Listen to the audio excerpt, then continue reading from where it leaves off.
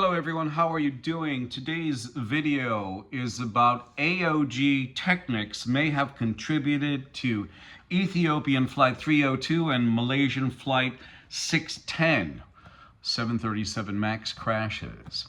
Yes, and we've looked at this, especially after these falsified parts got into the stream of aerospace engines in Airbus and Boeing.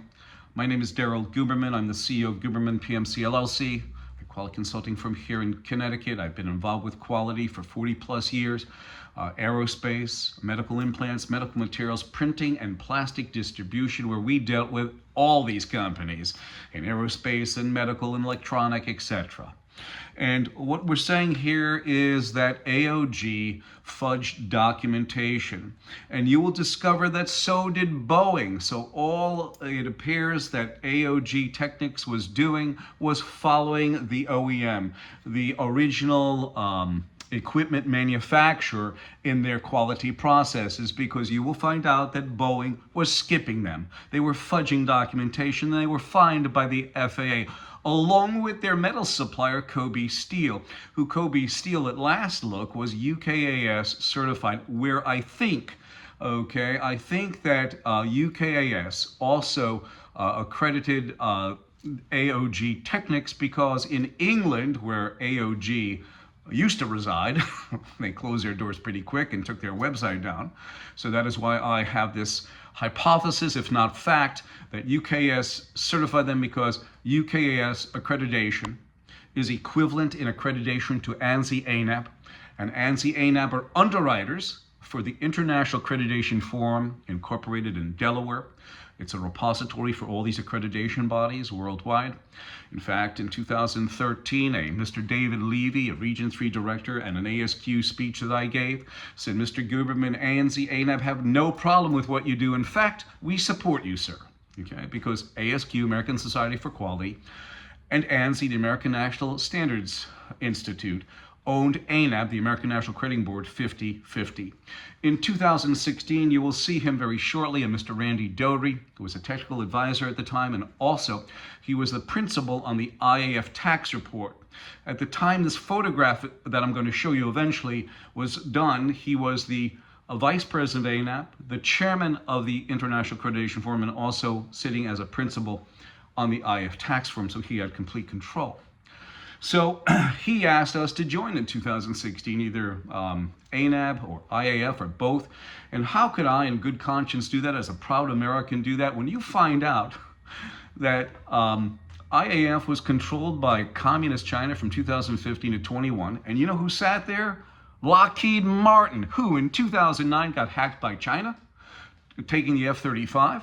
In 2012, a division of United Technologies, Sikorsky Aircraft, got their data taken from no other than China. And then in 2015, the audacity of our representation in Connecticut, you had Rosa DeLauro, Jim Himes, Christopher Murphy, and also Richard Blumenthal, all praising Lockheed for working with an international regulator, China. In fact, you can Google this now. Connecticut Mirror, with China's okay, Lockheed Martin closes in on the purchase of Sikorsky aircraft. Within the context of that article, it states, Connecticut lawmakers praise Lockheed Martin for working with an international regulator. And the sad state of affairs, my Connecticut citizens, where I live, is, think about this. There's 3.6 million people approximately in the state. You have 4 people representing 900,000 each. Do you realize the statistic impossibility that you as a citizen write these people a letter of, something of importance for you personally? They're never going to answer it. Do you hear that? We're paying these people, wasting our tax money on 4 people. We ought to get rid of them and put a 1-900 number in, so at least your money goes somewhere. Maybe. Who knows? But anyway, we're going to continue. And here it is. You have ANSI, the American National Standards Institute, is a private, not-for-profit, non-governmental corporation, been around for 104 plus years. It has federal agencies and corporations on board. Here is Randy Doherty in 2015 handing over leadership to this communist Chinese national, Zhao Junwu, who's been involved with our quality since 1994. I gave you his background, IAF chairman at the time. He was a principal, and he was also the vice president of ANAP. He was also the chief executive of the China National Accreditation Services, which certified the suspect laboratory in Wuhan, China, that released the virus, the COVID virus. On top of it, you have a Miss Pamela Sale, the Vice President of Quality for Laboratory Accreditation. In 2017, under deposition, she stated that from one laboratory to another, there's variances. There's no protocol. So how can they issue a quality certificate? Voluntary consensus standards, as these guys call it, is consistency. If I'm in one lab taking a test tube for a blood test or what have you, in California, they should use the same thing, test tube. Instead, what she basically said is you can use a graduated cylinder in Connecticut, and in California, a test tube. Out of control systems. I gave that to you as a basic. You have ANSI, ANAP, ANSI took over ANAP in 2018. You also have them sitting on the IAF. And at that time, they had federal agencies on board, all of them, many of them getting hacked at that time from China. Also, it's not just that. It's the factor that this gentleman here, Zhao Jinwu, he is mandated by his country of origin, Communist China, to take data from companies, corporations, etc. He's mandated through the China National Intelligence Law, Article number 7, I apologize. You have Randy Doherty, who gave a speech when he was still Vice President of ANAP, Chairman of the IAF, and also the principal in the 990 tax form, that the IAF and ILAC are sister organizations, which is the International Accreditation Forum, incorporated in Delaware, ILAC, the International Laboratory Accreditation Corporation in Australia.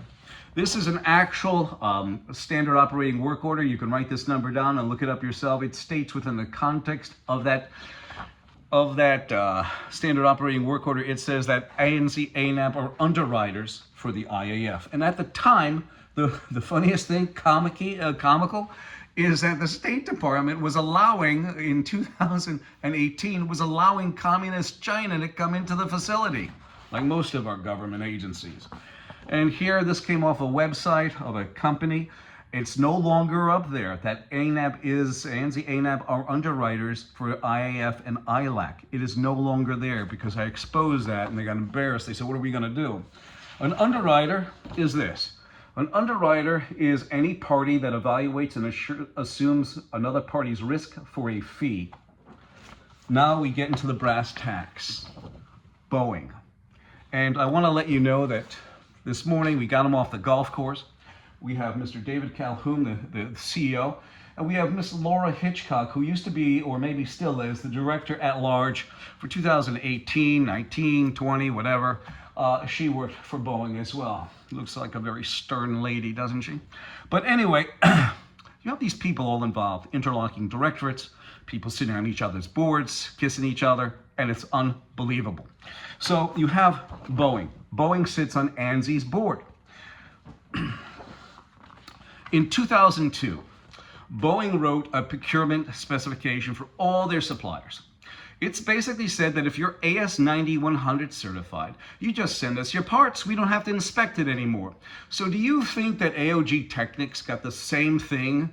Maybe they read it. This is open source. You can find it on the internet if you want, this procurement specification. And do you think AOG did anything wrong by fudging documentation? They're following Boeing's footsteps. Boeing sits on ANSI ANAP's board. They sit on ANAP's board, the management board, and they also sit on the other board that can grant, suspend, and withdraw certification, and they failed time and time again.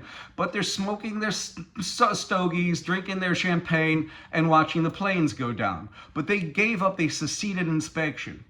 In 2009, and here is the article, in 2009, the FAA seceded inspection. So now we read in different articles when the AOG got in trouble for fudging documentation, just like the OEM, which is the original equipment manufacturer. Boeing was fudging documentation. I'm going to show it to you right at this next placard. The FAA said, go ahead, do it, self-inspect. And self-inspection, as we see, does not work. So the FAA is complaining that AOG Technics did not come to them for approval of aircraft components, but you have Boeing, the OEM, giving carte blanche, send us your work. We don't have to send in any more inspection in 2002. And then you have the FAA in 2009, 7 years later, say, go ahead, Boeing, do your thing. And the sad part is this, that Boeing was caught fudging documentation by no other than the FAA. And what AOG did was no different than Boeing, fudging documentation, falsifying it. And my fellow citizens, my feeling is that there's probably over 8,000 aircraft possibly involved with this nightmare. This is Boeing's old board. In fact, some people took them to task because very few of them have any aerospace knowledge. In fact, Nikki Haley, and I'm giving this to the news reporters and lawyers out there, Nikki Haley sat on the board not that long. Do you think that the board was doing some impropriety? Is that why Nikki Haley left it? We don't know, do we? We've never heard. She didn't stay there that long. So this is what we have here. We have ANSI ANAB, the underwriter, the IAF International Accreditation Forum and ILAC. IAF watches over these accreditation bodies. There's more accreditation bodies than that, but I definitely put ANSI ANAB in there because IAF watches over them because they sit on the IAF. You also have these 7 different registrars that sit on ANSI's board right over by the accreditation body that they utilize. And you also have them who are there certifying Boeing. The FAA. The FAA is culpable in this mess too with AOG Technics. When the whole thing happened with Malaysia Air and Ethiopian Air, they were jumping on board saying, oh, we have to do this, we have to do that, while they succeeded inspection in 2009. Isn't that disgusting? On a FAA request, or actually standard operating work order, and this is an older one, you can write that number down, it states the FAA will have final approval of auditors assigned to work this contract. Well, they sit on ANSI, right over by the accreditation body, ANAB, that they use for their facilities all over. And what are they doing? They can pick and choose what auditor gives them the best outcome, meaning 0 discrepancies. You have the Department of Defense sitting on ANSI's board. Department of Defense, who signed off a waiver in 2012-13 so that China could build specialized magnets for the F-35. You can't make that up. And then this year, 2023, somebody came out and says, there's suspect parts in China in the F-35. And who else is there? The FBI, where Christopher Wray, oh my God, Christopher Wray, the director, says we must maintain vigilance over China. Yeah, between 2015 and 21, his organization was being watched by China. And there it is, the Department of Justice. Do you see how interlocking directorates and all these board members and everything else, and then you have the Department of Transportation sitting on board? My feeling is this, that AOG Technics parts may have contributed to the Malaysian and Ethiopian air fatalities. And nobody has looked into this, and now that Boeing came out and said, it was the MCAS system. But think about this. If Boeing is fudging documentation on their aircrafts, AOG Technics only followed what Boeing was doing because Boeing is the person who is manufacturing the aircraft. AOG Technics is supplying materials to those aircraft's engines. Do you find something absolutely preposterous about this?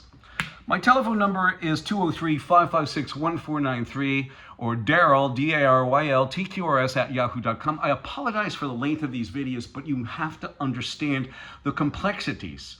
AOG Technics gets caught for fudging documentation. Boeing, the OEM, original equipment manufacturer, gets caught fudging documentation. Anybody who ANSI ANAB touches fudges documentation. That goes along with Pfizer, Johnson & Johnson, and others. I thank you.